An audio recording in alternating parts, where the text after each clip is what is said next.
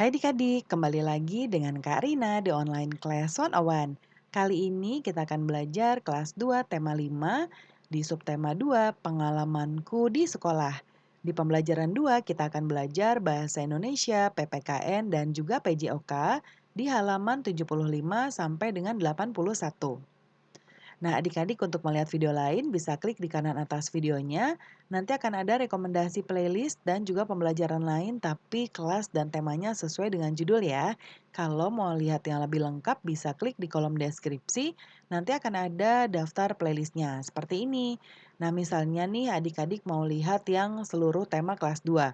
Berarti pilih yang ini kelas 2, klik linknya atau klik biru-birunya. Nanti kita akan masuk ke dalam playlist kelas 2. Seperti ini ya.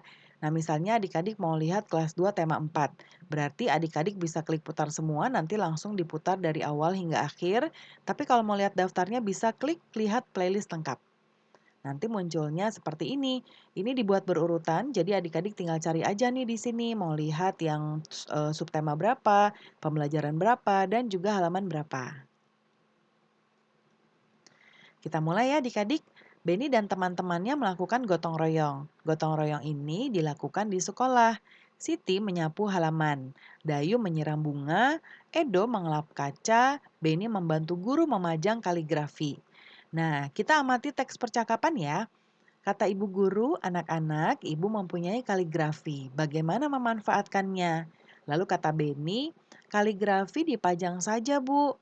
Lalu kata ibu guru, ibu minta tolong ya, tolong kaligrafi ini dipajang di kelas. Jawab Beni, baiklah Beni yang akan melakukan pekerjaan ini. Nah, kemudian selanjutnya kita lihat yang mana dulu ya ini adik-adik. Nah, nih mulai dari sini sepertinya. Kamu dapat menggunakan untuk kerja gotong. Oh ini ibu mengambil sapu, ember, dan kemoceng ya. Ini dulu percakapannya. Lalu kamu dapat menggunakan untuk kerja gotong royong. Lalu siapa yang mau menggunakan alat ini? Saya bu, kata anak-anak yang lain ya. Kemudian perhatikan percakapan tadi, lalu kita akan menjawab beberapa pertanyaan. Yang pertama, apa yang akan dilakukan Beni? Menolong Bu Guru memajang kaligrafi. Lalu siapa yang ingin menolong Bu Guru? Beni ya. Kemudian sebutkan alat yang digunakan untuk kerja gotong royong. Tadi ada sapu, nih kita lihat ya di sini. Ada sapu, ember, dan kemoceng ya. Lalu tuliskan contoh ungkapan minta tolong. Ibu minta tolong ya, tolong kaligrafi ini dipajang di kelas yang tadi di sini ya. Kemudian jelaskan makna ungkapan minta tolong dari teks di atas, yaitu ibu guru meminta tolong kepada Beni untuk memajang kaligrafi di kelas. Kemudian tugas kita berikutnya, coba kita lihat, praktekkan teks percakapan di atas, bacalah di hadapan teman-temanmu. Lalu kita akan mengamati gambar berikut ini. Ya, ini ada Beni yang sedang menaruh lukisan kaligrafi.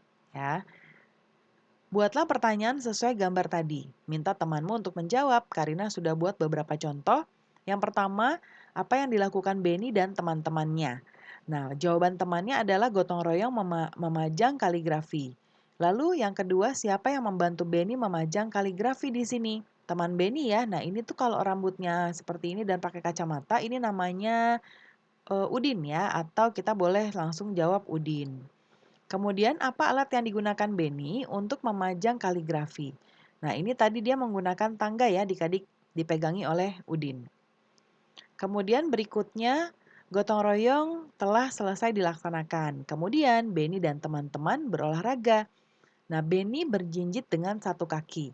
Cobalah gerakan tersebut, coba lakukan di halaman sekolahmu. Tuliskan cara melakukan gerakannya ya. Nah, kita coba lihat seperti ini. Ada nomor 1 sampai nomor 4 ya. Nah, di sini masih kosong cara melakukan gerakannya. Jadi kita diminta untuk menuliskan cara melakukan gerakannya ya. Nah, yang pertama yang ini adalah berjinjit satu kaki dengan tangan direntang seperti ini ya tangannya.